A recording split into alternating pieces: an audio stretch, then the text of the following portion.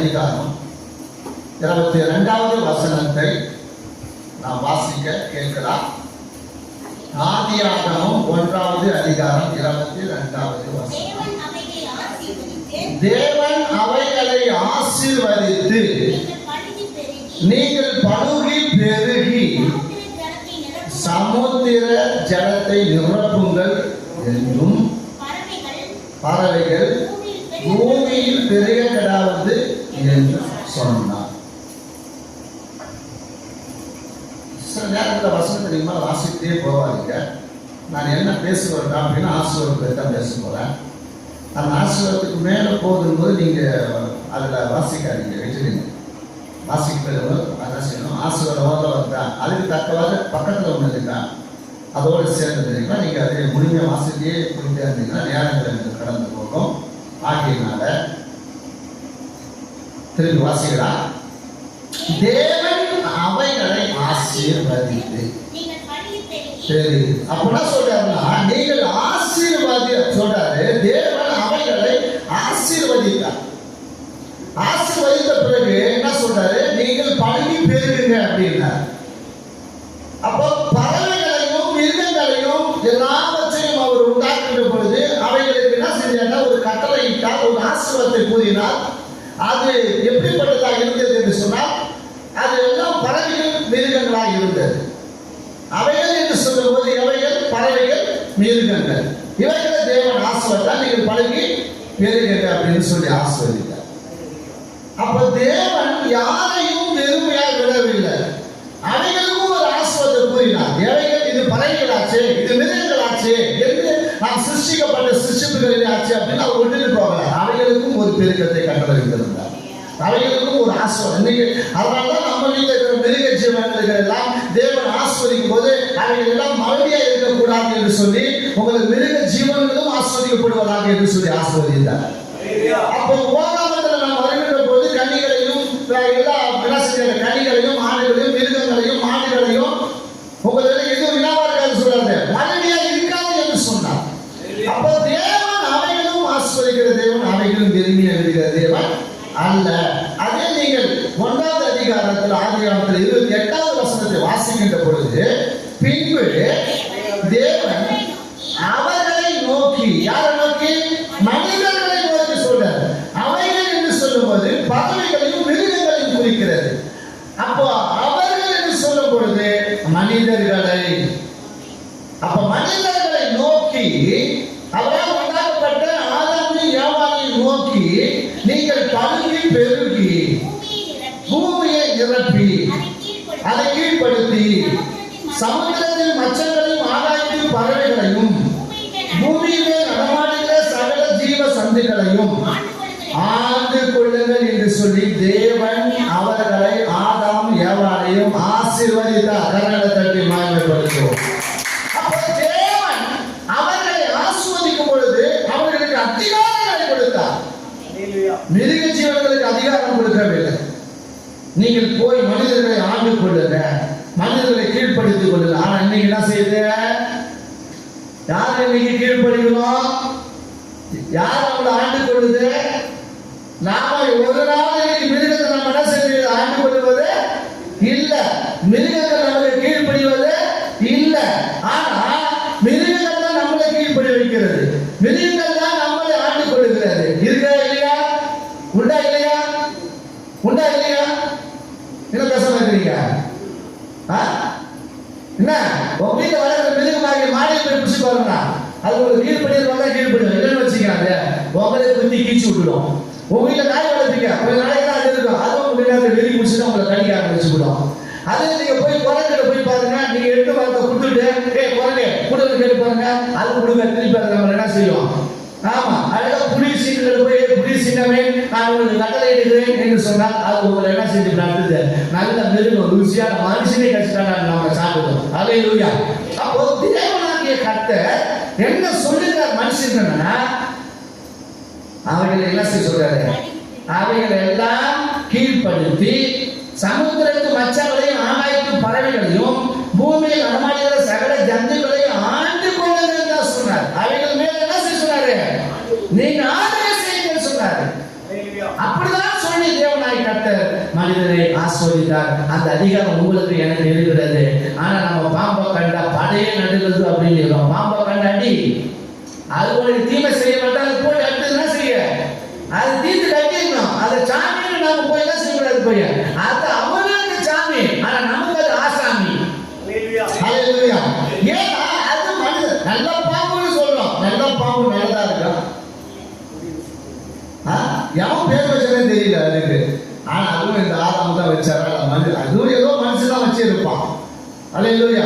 ஆனால் வேறு சொல்லிருப்பா, அதாவது அவர் என்னென்ன பேர் வைத்தாரோ அப்படியே விளக்கப்பட்டது என்று நம்ம வாசிக்கிறோம். யாரு? ஆதாம் இவைகளுக்கெல்லாம் என்னென்ன பேர் வைத்தாரோ அப்படியே தான் இன்னைக்கு பேர் தான் செய்யப்பட்டு வழங்கப்பட்டு இருக்கிறது, அது பேசப்பட்டு வருகிறது. அப்போ நல்ல பாம்பு என்றோம், ஆனால் நல்ல பாம்பா இருக்காது, அது நார பாம்பா தான் இருக்கு, நம்மள சாகடிக்கிறது தான் இருக்கு. அப்ப அது நச்சுகள் அப்படி இருக்கிறது. அதனால நம்ம பிரியமானவர்கள் ஆளுகை செய்ய நமக்கு அதை கீழ்ப்படுத்தவும், ஆளுகை செய்யவும், அதை ஆண்டு கொள்ளவும், அவைகளை அடிச்சு புசிக்கவும் தேவன் நமக்கு அதிகாரம் கொடுத்தார். அப்படிப்பட்ட ஆசீர்வாதம் நமக்கு இருக்கிறது. ஆனா நாம தான் என்ன செஞ்சிட்டோம்? அதை இழந்து கொள்ளும், அதை இழந்து கொள்ளும். ஆகினால சில காரியங்களை சொல்லி நான் எப்படிப்பட்ட ஆசீர்வாதத்தை நீங்கள் பெற்றுக்கொள்ள வேண்டும் என்று சொல்லி நான் உங்களுக்கு பிரியமானவர்களை, முதலாவது நான் சொல்லக்கூடிய காரியத்தை நீங்கள் கவனமாக கேட்டுக்கிறேன்னு சொன்னால் அது உங்களுக்கு நன்மையாக இருக்கும். நிந்திக்கிறவர்களை ஆசீர்வதிங்க. நிந்திக்கிறவர்கள் ஆசீர்வதிக்கப்பட நீங்கள் நானும் முதலாவது ஜெபம் பண்ண வேண்டும். நிந்திக்கிறவர்களை ஆசீர்வதிக்கப்பட நீங்களும் நானும் ஜெபம் பண்ண வேண்டும். லூக்கா எழுதின சுவிசேஷம் 6வது அதிகாரம் 28வது வசனம். உங்களை சபிக்கிறவர்களை ஆசீர்வதியுங்கள், உங்களை நிந்திக்கிறவர்களுக்காக ஜெபம் பண்ணுங்கள். ஆண்டவர் தெளிவா சொல்றார். என்ன சொல்றாரு? உங்களை சபிக்கிறாங்களா, அவங்க நீ சபிக்காத, அவங்க விட்டுடு. சாமி அவன் ஆசீர்வாதம் சொல்லிடு முடிச்சு நீயும் தேர்ந்தெடுக்கலாம் செய்வோம். உன்னாலதான் சபிக்க முடியுமா? உன்னாலதான் நிந்திக்க முடியுமா? உன்னாலதான் பேச முடியுமா? அதை பார்க்காத. உனக்குள்ள பரிசுத்த ஆவி கிரியை செய்யப்பட்டிருக்கு, உனக்குள்ள பரிசுத்த ஆவி ஊற்றப்பட்டிருக்கிறது, உனக்குள்ள அந்த ஆவி என்ன செய்யப்பட்டிருக்கு? பரிபூர்ணமா ஊற்றப்பட்டிருக்கிறது. அப்போ உங்களுடைய இறுதியில் என்ன ஆவி? பரிசுத்த ஆவி, தேவ ஆவி அதுக்கு இறுதி என்ன செய்யப்பட்டிருக்கு? ஊற்றப்பட்டிருக்கிறது. அப்ப அந்த ஆவி அவன் நம்ம இறுதியில் ஊற்றப்பட்டிருக்கிறான். அவன் சபிச்சிருக்கான், சாமி அவன் ஆஸ்வதிக்கிறான். அவன் நிந்திக்கிறான், நிந்திக்கிட்டு போயிட்டே இருக்கும். அப்ப நிந்திக்கிறவர்கள் சபிக்கிறவர்கள் யாரா இருந்தாலும் நீங்க சபிக்கிறதை விட்டது, அவங்க நிந்தித்தாங்களே நிந்திக்கிறதை விட்டுடு, அவர்களுக்கு ஆசீர்வாதம் பண்ணும்படிக்கு நீங்கள் நான் என்ன செய்ய வேண்டும்? ஜெபம் பண்ண வேண்டும். தானியேல் எவ்வளவுதான் அவனுக்கு வேலைகள் இருந்தாலும், எவ்வளவுதான் அதிகாரத்துக்கு உட்பட்டு இருந்தாலும், எவ்வளவுதான் அவன் ஆளுகைக்கு அவன் பிரியமானதை கீழ்ப்படி இருந்தாலும், ஆனா அவன் செய்யற வேலையை கரெக்டா செஞ்சுட்டு தான் இருந்தான். நீங்க தானியேல் 6வது அதிகாரத்துல 10வது வசனத்தை நீங்கள் வாசிக்கின்ற பொழுது, தானியேலோ என்றால் 6வது அதிகாரம், தானியேல் 6வது அதிகாரம் 10வது வசனம், தானியேலோ என்றால் அந்த பத்திரத்திற்கு கையெழுத்து வைக்கப்பட்டது என்று அறிந்த போதிலும் தன் வீட்டுக்குள்ளே போய் தன் மேல் அறையிலே எருசலேமுக்கு நேராக பல கனிகளை திறந்திருக்க அங்கே தான் முன் செய்து வந்தபடியே தினம் 3 வேளை தன் தேவனுக்கு முன்பாக முழங்கால் படி ஜெபம் பண்ணி ஸ்தோத்திரம் செலுத்தினார்.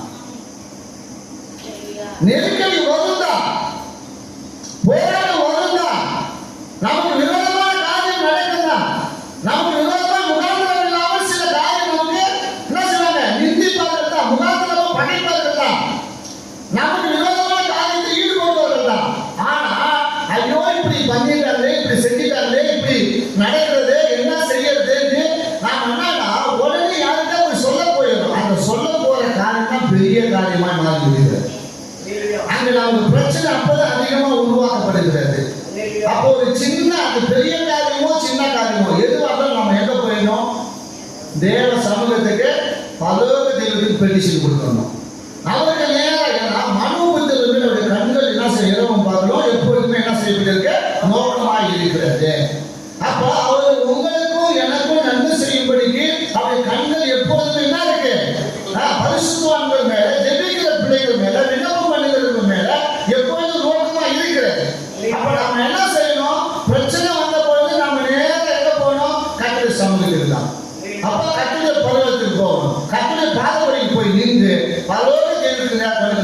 பொழுது அதையெல்லாம் மாற்றப்படும். அப்ப இதுக்கு வருகிற பிரச்சனை என்ன என்பதை குறித்து அவர் என்ன செய்யல, யோசிக்கல.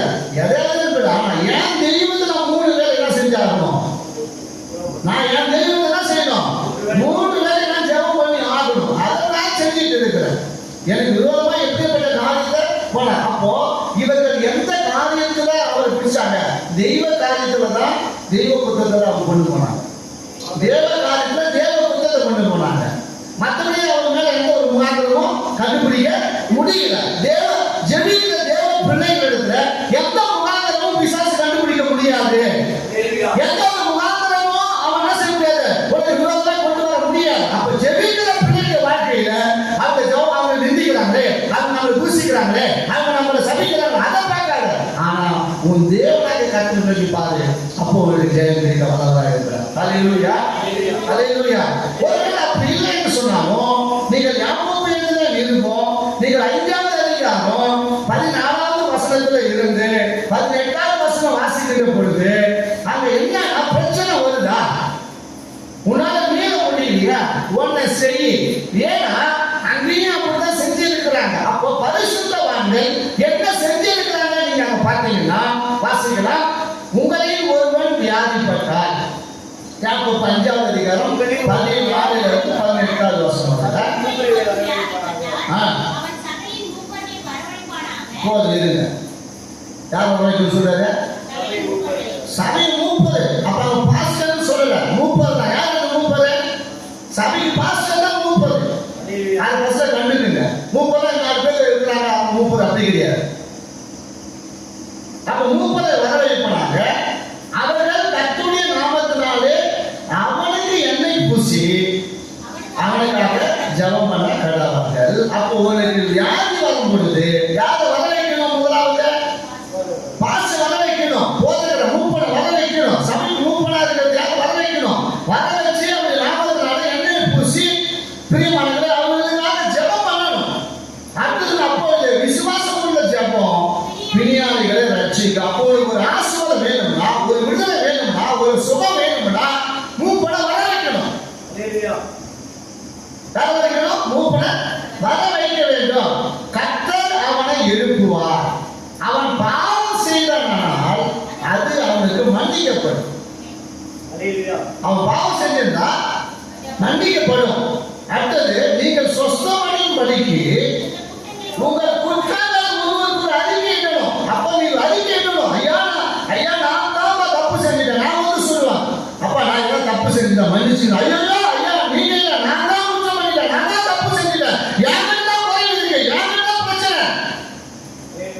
அது அந்த ஆய்வுக்குள்ள வரணும். நான் என்ன செஞ்சேன், நான் என்ன பண்ணேன், நான் அப்படி பண்ணிட்டேன், நான் அப்படி செஞ்சுட்டேன். அங்கதான் உங்ககிட்ட இருக்கிற இருமாப்பான ஆதி. ஹல்லேலூயா. அப்ப அந்த இடத்துல நம்ம என்ன சொல்றது, பாவம் பண்ணிக்கிறது, அந்த இடத்துல நம்ம பிரச்சனை பண்ணிக்க கூடாது, அந்த இடத்துல நான் என்ன சொல்லி கழிக்க கூடாது. ஐயா தயவு செஞ்சு நம்ம மன்னிக்கப்படுறேன்னு சொல்றேன். ஐயோ ஐயா நான் தான் எல்லாத்துக்கும் காரணம். நான் பல முறை சமூகத்தில் அப்பா சமூகத்தில் இருப்பேன். அப்பா என் ஆசீர்வாதத்துக்கு நல்லா தார்மீக பொறுப்பையும் என் ஆசீர்வாத உதவிப்படும் பொழுது, என் நெருக்கடி வரும் பொழுது நான் சொல்லுவேன், அப்பா நான் அந்த குற்றத்தெல்லாம் நானே எடுத்துக்கிறேன், அந்த குற்றத்துக்கு நான் தான் காரணம், தார்மீக பொறுப்பை நான் எடுத்துக்கிறேன், தயவு செஞ்சு மன்னியும். நான் உண்மை ஆண்டு நான் எங்க குற்றம் செஞ்சேன், ஆண்டு நான் எங்க பாவம் செஞ்சேன், ஆண்டு நான் எங்க தப்பு செஞ்சேன், அதை போய் கேட்க முடியாது. தப்பு செஞ்சேன்னா பாவம் செஞ்சேன்னா குற்றம் பண்ணினா அதான் சொல்றேன். சாமி நான் குற்றம் பண்ண, நான் பாவம் செஞ்சேன், நானே செஞ்சேன், உங்களுக்கு காரியம் செஞ்சேன், சாமி நான் மன்னிங்க. ஏதாவது ஆசிரியருக்கு நிறையா இருக்கு, நான் ஏதாவது குற்றத்தையும் தார்மீக பொறுப்பை நான் எடுத்துக்கொள்கிறேன், சாமி நான் மன்னிக்க சமூகத்தை அழுது பாரு. அதான் சொல்றாரு. நீங்க சொந்தமான படிக்கு உங்களை என்ன செய்யுங்க, உங்கள் குற்றங்களை ஒருவருக்கு அறிவித்து ஒருவருக்காக ஒருவர் ஜெபம் பண்ணுங்க. நீதிமான் செய்யும் ஊக்கமான விடுதல் மிகுந்த பலனுள்ளதாக இருக்கிறது. எலியா என்பவன் நம்மை போல பாருங்க, என்பவன் நம்மை போல பாடுள்ள மனுஷனா இருந்தும் மழை பெய்யாதபடிக்கு கருத்தாக ஜெபம் பண்ணினான். அப்பொழுது 3 வருஷமும் 6 மாதமும் பூமியின் மேல அவர் சொல்லாம ஒரு சொட்டு கூட விடவே இல்லை. அப்போது அதிகாரத்துக்குரிய கட்டு வச்சிருக்கார். அவ்வளவு பெரிய அதிகாரம். ஒரு சொட்டு கூட 3 வருஷம் 6 மாசம் ஒரு சொட்டு கூட பூமியில் இல்லை, பெய்யவே இல்லை. அப்ப அவன் என்ன பண்ணா, ஊக்கமாய் கருத்தாய் ஜபம் பண்ணான். ஒரு விஷயம் யோசிச்சு பாருங்க, ஊழியர்களுக்கு அப்படிப்பட்ட ஒரு அதிகாரம் இல்லைன்னு நீங்க நினைச்சீங்கன்னா அது உங்க தவறு. அல்லேலூயா. ஊக்கமா ஒரு நாளைக்கு உட்காந்து ஜபம் பண்ணனா உங்க நிலைமை என்ன அவங்க யோசிச்சு பாருங்க. வேற வசனத்துக்கு வாங்க போதா சிஸ்டர், நான் சொல்றது பார்க்காதீங்க. வேற வசனம் தான் சொல்லப்பட்டிருக்கு. வேத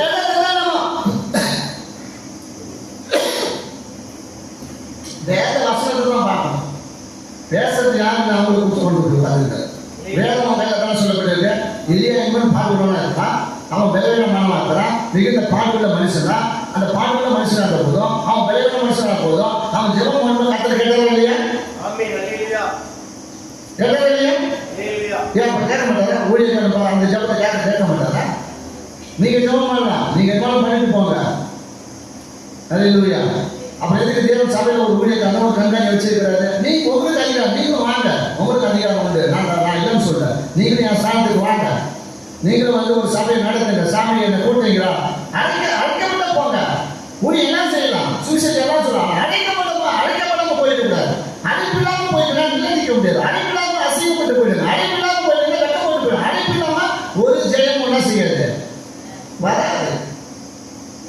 ஒரு ஆள் கூட கடைசியில் சாப்பிட ஒரு ஆள் கூட வரமாட்டாங்க. எனக்கு தெரிஞ்ச லோக்கல்ல ஒரு ஊழியக்காரர் இருந்தார். நான் சொன்னேன், ஐயா உங்களுக்கு சபை நடத்துறதுக்கு அதிகாரம் இல்லை, நீங்க சுவிசேஷம் சொல்லிட்டு நீங்க சபையில உட்காந்து ஒரு 30 போல வந்துக்கிட்டு சபையில உட்காந்துக்கிட்டு அங்க எந்த காரியங்களை செய்து கொண்டு அங்க முதல்ல தசமாக காணிக்கை கொண்டு ஒழுங்கு சபையில உட்காருங்க.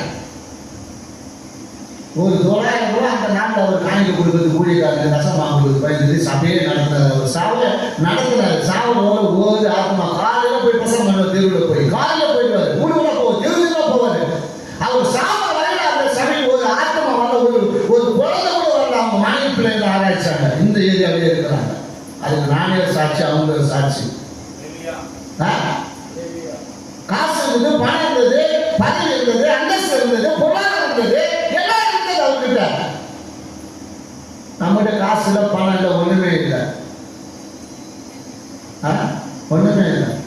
இன்னைக்கு பல லட்சம் ரூபாய் இன்னைக்கு மீட்டிங் நடத்துற ஒருத்தர் உளுந்தூர்பேட்டை நடத்த பல லட்சம் ரூபாய் செலவு பண்ணி நடத்துறாரு. அங்க விசுவாசிங்க, புது விசுவாசம் இல்லை. விசுவாசம் தான் பாசம் தான் அங்க இருந்து ஆட்களை பணம் நிறுத்துறாங்க. ஆனா 2000 ரூபாய் செலவு பண்ணி 2003 அந்த காலேஜில் என்னது ஜோசப் காலேஜில் 2000 ரூபாய் செலவு பண்ணி 3 நாள் கூட்டம் நடத்தினாங்க. 2000 ரூபாய் செலவு பண்ணி ஒரு நாளைக்கு 2000 செலவு பண்ணி 3 நாள் கூட்டம் நடத்தினா 2000 பேர் கூட்டாங்க. என்ன செய்யறாமையா கேட்டு பாருங்க. எல்லாம் வண்டி கட்டி வந்ததுங்க. அது சாட்சியா வந்து இறங்கணும். முகமெல்லாம் வந்து யாரும் விசுவாசி கிடையாது. மடப்பண்ண கூட்டம் நடத்தாங்க. மடப்பண்ண கூட்டம் வண்டி கட்டிட்டு வருவாங்க. கேட்டு பாருங்க ஜெயராமையா, வண்டி கட்டிட்டு வருவாங்க மக்கள். பெரிய மொத்தத்தையே அதிகாரம் செலவு பண்ணும். 3 நாளைக்கும் 3 நாளைக்கு ரேடியோ சென்டர் ஃப்ரீயா ரேடியோ சென்டர் போட்டு கொடுத்தாரு முதல் தடவை. அல்லேலூயா. வெறும் 7000 செலவு பண்ண வண்டி கட்டி சாரசாரியா ஒரு மக்கள். அந்த நான் நடந்த மீட்டிங்ல வெள்ளக்காரன் வந்து கொடுத்து மீட்டிங் நடத்துறான். 5 லட்சம் ரூபாய் செலவு பண்ணி மீட்டிங் நடத்துறாரு. ஒரு ஆள் கூட என்ன செய்யறாங்க, அந்த சபை மக்கள் தான் வந்தாங்க. 200 பேர் கூட தெரியல, 500 பேர் கூட தெரியல. ஆனா 7000 செலவு ஒவ்வொரு நாளைக்கு 2000 பேர் வந்து கொடுப்பாங்க, 3000 பேர் கொடுவாங்க என் கூட்டத்துக்கு. ஏன்னா அழைக்கப்பட்டவர்களா இருந்தா கர்த்தர் அவங்க நிலைநிறுத்துவாரு. அவங்களை கொண்டு கர்த்தர் கிரியை செய்வார். அவங்களை கொண்டு பலமான காரியத்தை செய்ய நடப்பிப்பார். அல்லேலூயா. அப்போ பிரியமானவர்களே, ஜெபம் பண்ணணும். வேத வசனம் இருக்கு, அதை பாரு. அவன் பலவீனமானவன் தான், அவன் நம்ம கூட பாடுள்ள மனுஷன் தான். ஆனா அவன் சொன்னா, ஆனா ஒரு பல கூட 3 வருஷம் 6 மாசம் என்ன செய்யல, பெய்யல. அப்புறம் என்ன செய்யறாரு? என்ன சொல்றாரு பாருங்க. எலியா என்ன செய்யறாரு? மறுபடியும் ஜெபம் பண்ணினார். அப்பொழுது வானம் மழையை பொழிந்தது, பூமி தன் பலனை தந்தது. கரங்களை தட்டி பயன்படுத்துவோம். அப்போ பூமி தன் பலனை தந்தது. பூமி தன் பலனை தந்தது. மறுபடியும் ஜெபம் பண்றாரு. போயிட்டு அப்பா, இந்த ஜனங்களை ரொம்ப கஷ்டப்படுறாங்க, வேணாம், இதோட நீ நிறுத்திக்கோ, நானே வாபஸ் பண்றேன், கொஞ்சம் வாங்கிட்டு திறந்து வருவோம் அப்படின்னா. அப்போ எலியா சொன்னா கர்த்தர் கேட்கிறார். நிறுத்த சொன்னா நிறுத்துறாரு, பெயர் சொன்னா பெயர் வைக்கிறார். அதுதான். அப்போ தேவனுடைய பிரியமான மனுஷனை கொண்டு தேவன் செய்கிற காரியம் இதுதான்.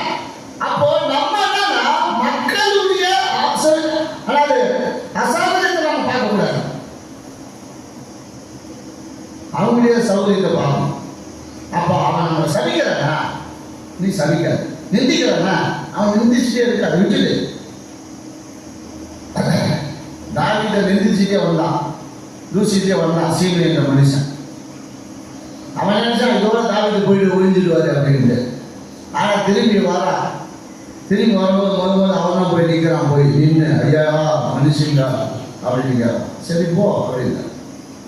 அப்படியே காலங்கள் போனது பாருங்க. சாவுப்போ கேட்ட தன் மகன் சொன்னது சாகமன் போட்டாரு. அப்பா இவனுடைய எச்சரிக்கையா இருந்துக்கோ, நான் ஏதோ இலக்கம் காண்பிச்சுட்டேன், ஆனா இவனை குறிச்சு என்ன செய்ய, எச்சரிக்கையா செய்ய. ஆனா என்ன போல பல மடங்கு ஒன்று என்ன செய்வான், மூசிப்பான், மனவாதி விடுவான், என்ன செய்வான், நமக்கு விரோதமான காரியம் செய்வான். அவனை நீதியை நடத்த அப்படின்ட்டு போயிட்டார். கடைசியில் என்ன செஞ்சாரு, சீமை சொன்னப்பா இங்க வா, நான் சொல்றத கொடுத்து சாப்பிட்டு, நான் கொடுக்குறத சாப்பிட்டு பேசாம என்ன செய்ய உட்காந்துரு. என்னைக்கு நீ இந்த ஆட்டை கடந்து போறியோ அன்னைக்கு என்ன செய்ய, எங்கே போறேன்னா உன் தலை சீவிடும் அப்படின்னா. இது யார் சொல்றது, சாலமோன். தாவீது என்ன செஞ்சாரு, அவனுக்கு ஒரு இறக்கம் காட்டி செஞ்சார். இவன் சொல்ல என்ன கைது வச்சு சேனாச்சிட்டு போனா பாருங்க, இதுக்கு அறிவிய சேர் பாருங்க, போய் வந்த உடனே என்ன செஞ்சாரு, முடிஞ்சு போச்சு, சாப்பிட்டு க்ளோஸ். அல்லேலூயா. அப்படி நம்ம தூசிக்கிறோம்னா நிந்திக்கிறோம் விட்டுடு, கத்தரை பார்த்துப்பாரு. வேற ஒரு மனுஷன் வச்சு என்ன செய்வாரு, ஆமா அவனை வேண்டி நீதி கத்த செஞ்சுவாரு. ஆனா நீ ஜோம் பண்ண கத்தரை கொடுக்க நன்மை செய்வார், ஆஸ்வதிப்பார். அடுத்தபடியாக உண்மை உள்ள மனுஷன் வந்து கத்தரை ஆஸ்வதிப்பார். உண்மை உள்ள மனுஷனை ஆஸ்வதிப்பார். நீ உண்மையா இரு, சபைக்கு உண்மையா இரு. நீதிமொழிகள் 28:20 வாசிக்கும் பொழுது உண்மை உள்ள மனுஷன் பூரணமான ஆசீர்வாதங்களை பெறுவான். சொல்ற உண்மையுள்ள மனுஷன் பரிபூரண ஆசீர்வாதங்களை பெறுவான். ஐஸ்வர்யம் ஆகிறதுக்கு தீ விதிக்கிறவனோ ஆக்கிரமிக்க தப்பான். ஐஸ்வர்யம் ஆகிறதுக்கு தீ விதிக்காத. கர்த்தர் உனக்கு ஒரு ஆசீர்வாதம் வச்சுக்கிறார். நீ உண்மையா இருந்தா உனக்கு பரிபூர்ணமான ஆசீர்வாதம் கொடுப்பார். சபைக்கு உண்மையாயிரு, ஊழியத்துக்கு உண்மையாயிரு, ஆண்டவருக்கு உண்மையாயிரு, ஊழியக்காரனுக்கு உண்மையாயிரு, ஆராதனைக்கு கலந்து கொள்வது நீ ஏற்ற நேரத்துக்கு வந்து ஏற்ற சமயத்துக்கு வந்து அந்த ஆராதனை பங்கு பெறுவது அதில் உண்மையாயிரு, தேவனை துதிப்பதிலே ஆராதிப்பதே கண்டு நாமத்தை பயன்படுத்த உண்மையாயிரு, கொடுப்பதில் உண்மையாயிரு, செய்யறதுல உண்மையாயிரு. ஒரு சபை வேலை செய்யற சபை காத்து அதில் உண்மையாயிரு. அப்பொழுது கர்த்தர் உன்னை என்ன செய்வாரு, கைது செய்யற வேலையாட்டா அதில் உண்மையாயிரு, தொழில் செய்ய அதில் உண்மையாயிரு. உனக்கு மேல அதிகாரி அவர்களுக்கு உண்மையாகுது, உனக்கு கீழே இருக்கிறவர்கள் ஏதாவது சொல்ல அதுக்கு உண்மையாகுது. அப்படி உண்மையா இருக்கிற பிள்ளைகளுக்கு தான் தேவன் பரிபூர்ணமான ஆசீர்வாதத்தை கொடுப்பார்.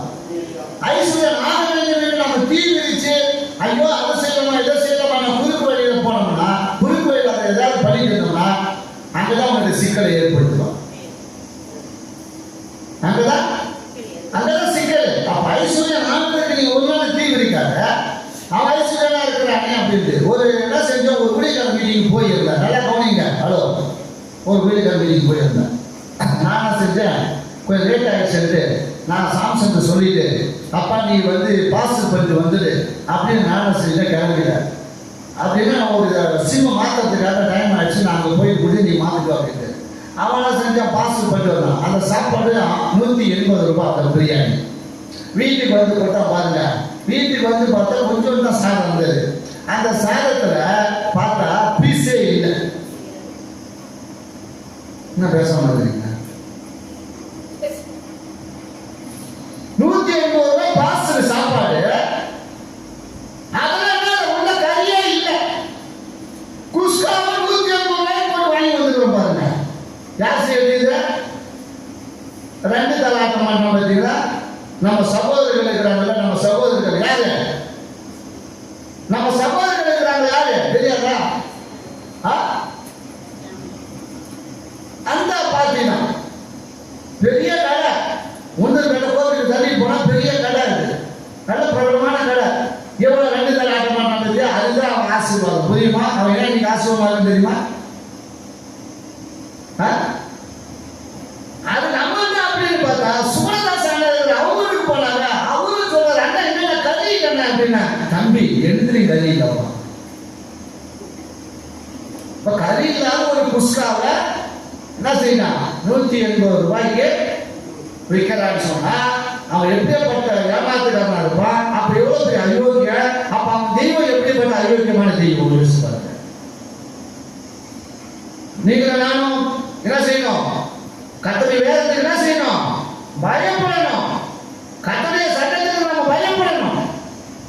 ஹல்லேலூயா. அப்ப உண்மை உள்ள மனுஷனை பார்ப்பார். ஐஸ்வர்ய நாகரிகம் நீ தீ விதிக்காத, நீ தப்பான காரியத்துக்கு போகாத, தவறான காரியத்தில் ஈடுபடாத, குடுக்கலையில ஏதாவது என்ன செய்யாத. ஆமா, ஒருத்தவங்கள பாருங்க, ஒருத்தவங்க உங்களுக்கு ₹1 எக்ஸ்ட்ரா கொடுத்தா கூட அவனை கூட்டி தான் முடிச்சு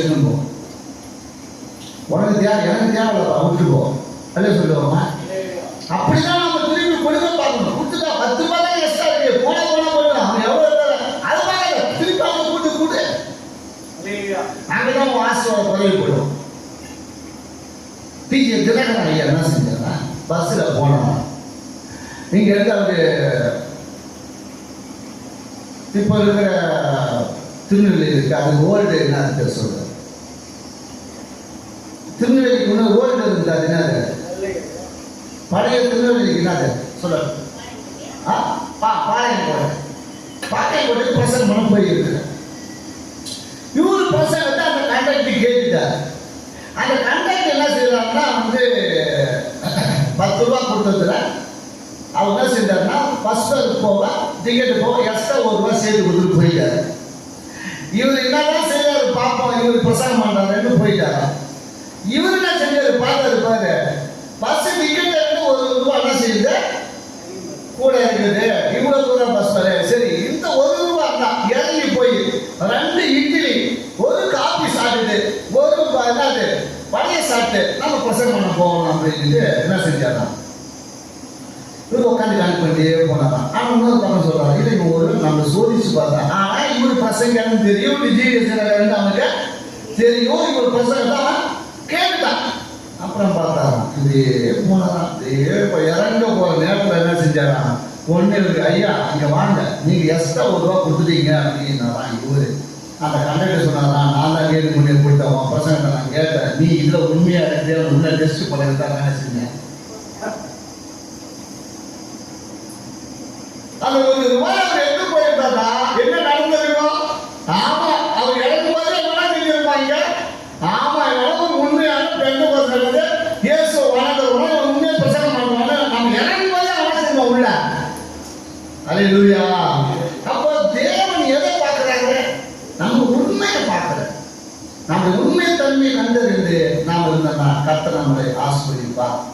ஏன்னா நீங்க 25வது அதிகாரம் ஆதியாகமத்துல 27வது வசனம் வாசிக்கும் பொழுது அந்த பிள்ளை எப்படிப்பட்டவனா இருந்தான்னா, அவன் 2 பேரும் பெரியவனாக, இந்த பிள்ளைகள் பெரியவனான பொழுது ஏசா வேட்டையில வல்லவனும் வன சஞ்சரியமாயிருந்தான், யாக்கோப்பு குணசாலியும் இருந்தான். இப்போ இந்த 2 பேர் கேரக்டர் பார்த்தீங்கன்னு வச்சுக்கீங்களா, ஒரு கேரக்டர் எப்படி இருந்தது, அவன் வந்து மாம்சத்துக்கு உட்பட்டே கிடந்தான். அவனுக்கு வந்து எப்படின்னா நல்ல கறி, நல்ல வேட்டையாடணும், நல்லா என்ன செய்யணும், மிருகங்களை வேட்டையை பிடிச்சி நல்ல ருசிகரமான பொருட்களை சுட்டு இவன் என்ன செய்யணும் சாப்பிடணும். அந்த அதிலேயே தான் இருந்தான். அப்போ தனக்கு உண்டான ஆசீர்வாதத்தை பற்றி அவன் என்ன செய்யறான், தகப்பனிலிருந்து வாங்கிற ஆசீர்வாதம், தாய்கிட்ட இருந்து வர ஆசீர்வாதம், அவனுக்கு முன்னோருடைய ஆசீர்வாதம் நமக்கு வரணுமே இந்த நினைவுல அவனா இல்லை. அவனுக்கு என்னன்னா அவன் வல்லவனா இருந்தான். எதுல வேட்டையில வல்லவனா, அதை தான் அவன் காணப்பட்டான். தனக்குள்ள பராக்கிரமம் தான் பண்ணான். தனக்குள்ள அந்த பலத்தை தான் அவன் பெருசாக பார்த்துட்டு இருந்தான். அப்ப தனக்கு உண்டான ஆசீர்வாதத்தை அவன் கேட் பண்ணவே இல்லை. ஆனா இவன் யாரா இருந்தான்னா, அவன் குணசாலியும் ஊடாவாசியை தான் நாய் தகப்போது முகத்தை பார்த்துட்டே, யாருக்கு யாருக்கு முகத்தை பார்த்துட்டேன்னா தான் நாயின் தகப்பன் எப்பொழுது எப்பொழுது எப்ப கிடைக்கும் எப்ப கிடைக்கும், ஏன்னா அப்ப சாப்பிடுறாரு. தாய் தன் கண்ணை பார்த்துருக்கிறாங்க, ஆனா இவன் தன் தாயும் தன் தகப்பன் முகத்தை பார்த்துட்டு இருக்கிறான். அப்ப இவன் எப்ப இந்த வார்த்தை கூறுவாரு கூறுவாரு கூறுவாரு கூறுவாரு என்ன செய்யறாங்க, தாய் என்ன செஞ்சுட்டு இருக்கிறாங்க, விளாட்டாண்டுட்டே இருக்கிறாங்க. ஒவ்வொரு நாளும் அவங்க பார்த்துட்டே இருக்கிறாங்க. அப்ப இந்த வார்த்தை அப்பா நீ என்ன செய்யறாரு, ஏசாவை கூப்பிடுறாரு, நான் அவன் ஆஸ்வதிக்க போறேன், நீ என்ன செய்ய, நல்ல ருசிகரமான பொருள்களை எடுத்துட்டு வா, நான் சாப்பிட்டு வயிறார சாப்பிட்டு நான் ஆஸ்வதிக்க போறேன். இந்த வார்த்தை கேட்ட உடனே என்ன செஞ்சாங்க, ரெபேக்கா என்ன செய்ய, யாக்கோபா கூப்பிட்டாங்க. எது வந்தாலும் நான் பார்த்துக்கிறேன் சாமி, நீ போய் நான் சொல்லத்தை மட்டும் செய். ஏன்னா அவன் ஆசீர்வாதம் விட அவன் ஊதாரியை விட்டு விடுவான். அப்படி ஒரு ஆசீர்வாதத்தை அந்த ஆசீர்வாதம் கூட என்ன செய்வான், ஊதாரியை விட்டு விடுவான். தன் தகப்பன் பேரை என்ன செய்வான், அவன் காப்பாற்று பண்ண மாட்டான். அவன் சாப்பிட்றது தான் புரியா இருப்பான். நான் சொல்லத்தை போய் செய்ய அப்படின்னு அப்படியே போனாங்க. எல்லாத்தையும் பிடிச்சாங்க, அடிச்சாங்க, செஞ்சாங்க, கொடுத்தாங்க. அவன் போறான். அவனுக்குள்ள ஒரு என்ன இருக்கு, பயம் தான் செய்யுது.